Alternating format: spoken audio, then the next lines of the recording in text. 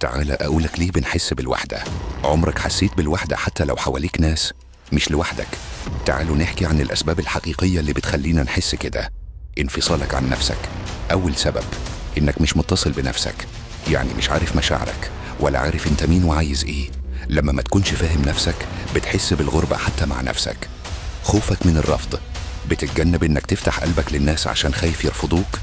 ده شعور طبيعي بس بيبعدك عن العلاقات الحقيقية اللي بتحتاجها. طفولتك مؤثرة عليك. لو كنت في طفولتك حسيت انك مش محبوب او ما كانش عندك دعم عاطفي، ده ممكن يخليك تحس بالوحدة حتى لما تكبر. غياب هدف لحياتك، لو مش لاقي حاجة تعيش عشانها أو مش حاسس إنك جزء من حاجة أكبر، الوحدة ممكن تدخل حياتك حتى لو في ناس حواليك. التكنولوجيا عزلتنا، إحنا بنتواصل كتير عن طريق السوشيال ميديا، بس للأسف العلاقات دي سطحية وما بتشبعش احتياجنا الحقيقي للتواصل. الوحدة مش عيب، بس لازم نفهم أسبابها عشان نقدر نتعامل معاها. شاركونا في الكومنتات لو بتحسوا بالوحدة وخلينا ندعم بعض.